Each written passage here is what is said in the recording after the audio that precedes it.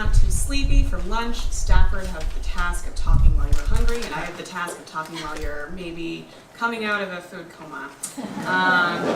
But I wanted to just thank you, Ian, for getting us all here together. It's been a really great day so far, and I think that recap really brought home just, we've been having really interesting, truly novel conversations, so it's really exciting to me.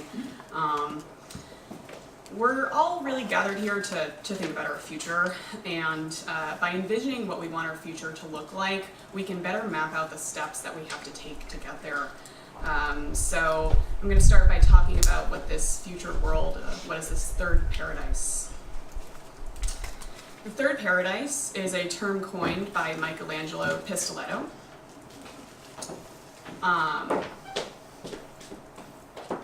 Yeah, I just did that. Oh, you did? I'll take it back. Okay. Nope, you caught me. Sorry. Okay. There we go. The third paradise is a term coined by Michelangelo Pistoletto. If you're not familiar with it, it basically describes a world where there's a balanced connection between nature and the technological culture of humanity. In this age of the Anthropocene, which we've been talking about, we're tasked with understanding how our cultural behavior and technology has affected our planet so that we can devise strategies right now to help restore climate health. But we also have to look forward at our future on this planet or on other planets, and in looking forward, invent kind of a new techno-culture of care, where our behavior and technology act to support the places that we call home. So, human intellectual and creative endeavors span disciplines, and this is a kind of fun infographic, as you were, about the periodic tables of academic disciplines. So it's not everything, but it visually helps me describe the fact that there are so many disciplines now that it is in fact baffling. And increasing disciplinary specialization has given us some of our most advanced technology and some of our most specific science. But it's a double-edged sword because we don't just need specialization. The challenges of something like climate change cut across all of these little boxes, across all of our dimensions of life. And ideas constrained by disciplines produce constrained and short-lived solutions. So what do we do about that? Well, in order to get to our third paradise, however that may look, we need the active collaboration between disciplines, between the arts and sciences, generally speaking, to generate the innovative, whole-bodied, lasting solutions that we're looking for. And I say solutions, plural, because I think it's very clear we need many different avenues of exploration to tackle this hyper-object we found ourselves with. So the ability for a cross-disciplinary mindset to produce innovation within and between fields is well documented. Created by artist Olafur Eliasson and engineer Frederick Ottesen, Little Sun, which is that object in the top left corner there, it's a company that aims to bring the power of the sun to the 1.1 billion people that live off, meaning not on, an electrical grid. That's nearly a seventh of the world's population. This personal light is solar powered, can be worn around the neck, and lasts for 10 hours. And some fun statistics about what Little Sun has been able to do for the past, I think it's been around for 5 years or so. As of December 2018, over 830,000 lamps have sold worldwide. One of those is mine. It's as cute as it looks and as useful. The sales of Little Sun have impacted over 2.2 million lives off the grid, saving these off-the-grid houses over $48 billion combined in energy expenses, reducing the amount of CO2 produced by 182,000 tons, and provided over 20 million extra study hours for school children. I mean, those are like real numbers, and they're not as big as some other numbers we've heard today, the scary ones, but to me, those are real, meaningful numbers. The impact is measurable. Additionally, over 1,000 African entrepreneurs are now selling these in their local geographies, And in turn, this is boosting the local economy and creating jobs. So this is one project I love to point to again and again as what can happen when an artist and engineer get together. Donald Ingber, the man pictured here, is founder of the Weiss Institute for Biologically Inspired Engineering at Harvard. And he's well known in biology for discovering what's called tensegrity. Tensegrity is a term borrowed from architecture, but it basically describes how a three-dimensional structure is stable. And this is the type of mechanical force that holds our cells together. Needless to say, understanding how our cells are held together is kind of important. Seems like a fundamental piece of knowledge we'd like to have. This knowledge can be applied to biology, bioengineering, regenerative medicine. So, importantly, this insight did not happen solely in the laboratory. He tells a story that while he was a science student in his undergraduate studies, he wiggled his way into an art class because he was really interested in sculpture. And through making sculptures and learning about the work of people like Kenneth Snelson and Buckminster Fuller, he realized there was a similarity in these flexible 3D structures he was building in class with something he had seen under the microscope, the way the cell was behaving when he was manipulating the cell in the lab. And he made this visual connection and discovered something fundamental about our biology that has really changed the field of biology ever since. iWire is a brain mapping game born from the lab of neuroscientist Sebastian Sung, who was at MIT at the time. Now he's at Princeton. 250,000 people from over 145 countries engage in mapping the brain through this citizen science platform. iWire uses the art of design and the culture of gaming to approach what is one of the most complicated scientific challenges of our time, other than climate change, is how does the brain work? And much like mapping the genome, which we did a while back, the act of mapping the brain leads to scientific discoveries, and that's the hope, and that is what has happened, even though we haven't finished doing it yet. We've, in fact, barely started. But thanks to iWire, we discovered the mechanisms behind a mammal's ability to tell that something is moving. Now, this sounds very simple, because it is, but there are a lot of simple things that we don't know how the brain does. And thanks to discoveries like this, we can apply this to fields like medicine, fields like artificial intelligence, and we can thank the gamers of the world for this scientific discovery. So I really love this project as well. Well, it's more than a project, it's a legitimate company. You can visit their website and play for free. It's kind of fun, kind of nerdy, you know, all that good stuff. But it also opens up the world of science to the public. Anyone with a computer can be a citizen scientist now, and I think that's pretty cool. So, our 21st century version of the Renaissance man is the collaborative, cross-disciplinary team. Our disciplines are far too numerous and complicated to rely on the sole genius in the lab or the studio anymore to create the next innovation. The best science is done by teams, and the same can be said for art. One of our 21st century greats agrees. Steve Jobs, I'll read this quote for you, talks on the success of the first Macintosh. He says, "I think part of what made the Macintosh great was that the people working on it were musicians and poets and artists and zoologists and historians who also happened to be the best computer scientists in the world." I really love that quote because it talks about collaborating on, within one discipline, but because people were multidisciplinary in their backgrounds, they brought something else to the table. And if we're looking for models for scalability, take this 1980s home computer, increase its computational capacity, make it miniature, and make it so attractive and pleasurable to use and so integral to everyday life that 42% of smartphone users have one in their pocket, even though there are, many other models out there competing.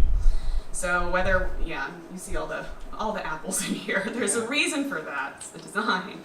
So whether we're talking about advancing a specific field or creating new discoveries where fields overlap, working cross-disciplinarily really has gone from being a fad to a necessity. But this doesn't mean we all know how to do it. Working successfully across disciplines requires openness, enthusiasm, mutual respect, build trust, patience, and most of all, a lot of time. Collaboration has to start with enthusiasm from both parties. It's difficult work because when two or more disciplines come together to do something, this something is inherently new. There's no roadmap. There are few examples to follow, although there are more and more. And once you decide to collaborate, you have to have good communication. And we all know, anyone who's in a long-term relationship out there, even communicating with your spouse can be difficult sometimes, and you've known each other for 20 years. So good communication is necessary, difficult, and totally key.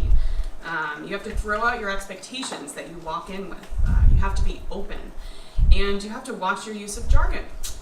Jargon is necessary. They are specific words which describe specific things, but you have to explain your jargon to the person you're talking to, and you have to ask the person you're talking to explain their jargon. Never do that thing where you nod along and say, oh yeah, totally, and then you look it up later. Talk to them right then. Don't be afraid and don't be embarrassed. And with good communication, open enthusiasm, that's where the teamwork comes in. And it makes other things like funding, scheduling, logistics a little bit easier because you're truly a team. You're communicating, you're open, you're happy and excited. And then hopefully you develop a shared worldview, and this is something that you can share with the world in turn.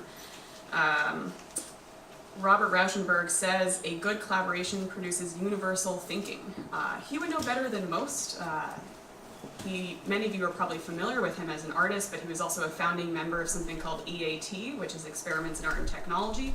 It's a 1960s group based out of New York, which was comprised of New York area artists and engineers from Bell Labs. And they basically decided to get together and figure out what was the crossover between computers and art, and they generated the first computer-based art ever made. And really founded, in some ways, the modern movement of science and art-based technology worldwide. So, as Ian mentioned, I run something called SciArt Initiative.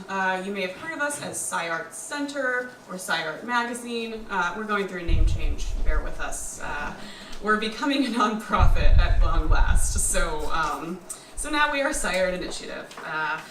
And we run, among doing a few different things, which I'll touch upon in a second, we run a residency program that is all about science-art collaboration.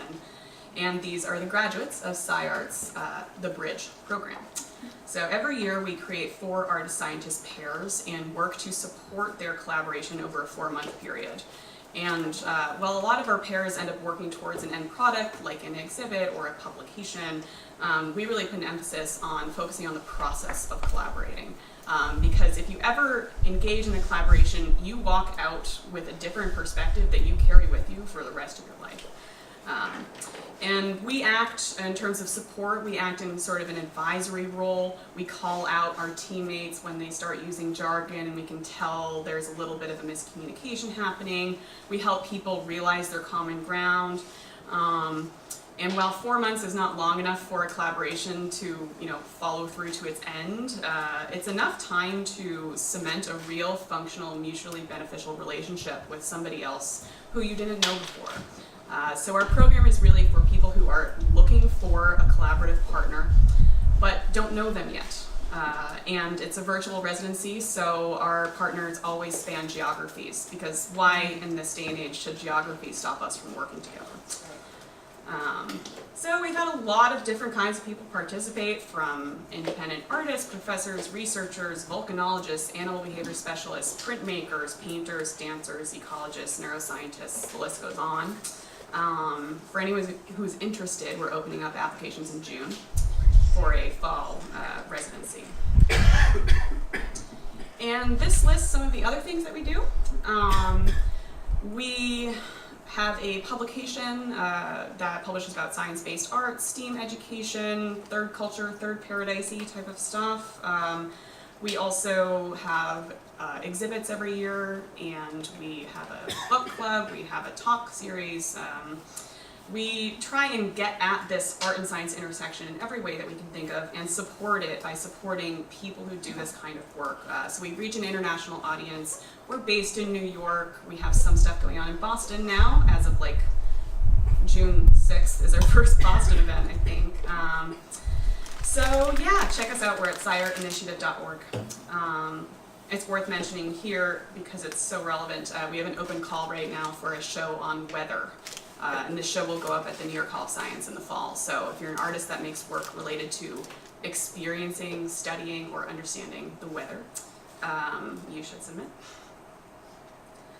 So, when the arts and sciences work together and collaborate, they have the power to positively impact society in this kind of whole-bodied way that we're all seeking here, this way that includes all of the different perspectives and needs and situations. And in thinking about our third paradise, we already have prototype examples of the types of changes that are happening.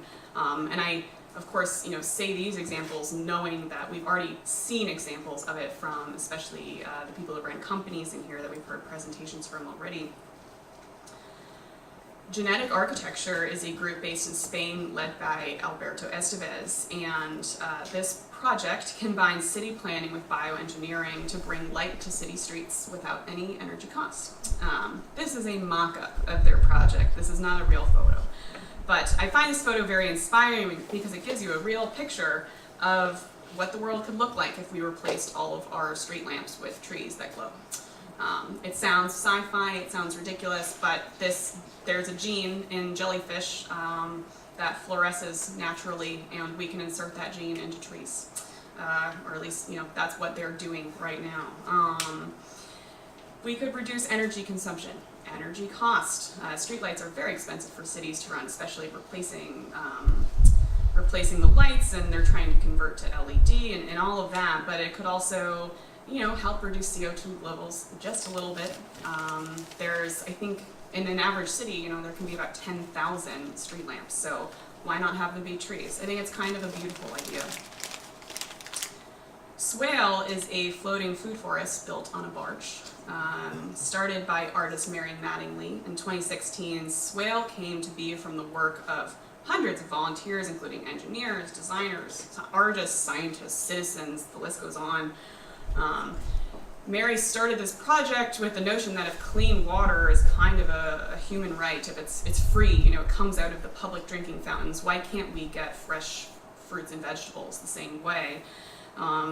You actually cannot plant or forage for food on public parkland. It's a city ordinance. You can imagine what would happen if everyone in New York started to plant in Central Park. Central Park would disappear. And Central Park serves a function both for people who visit it, but also for the animals and ecosystem that is there. And so Mary decided to kind of circumvent that and just take a barge, which she bought, and put a bunch of dirt on and planted trees, planted crops, planted flowers. They host events on this. It's very geared towards community engagement and education. It floats around to different parts of New York. You can catch it during the non-winter seasons. And by building a public land on a barge, she, in her own small way, is making good food available to everyone for free.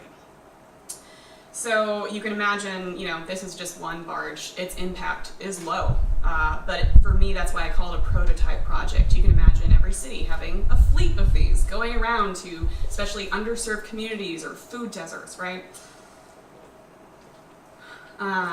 Philip Beasley is an architect and sculptor based in Canada, and he's the co-founder of something called Living Architecture Systems Group, and it's a multidisciplinary research cluster that examines the question, can architecture integrate living functions?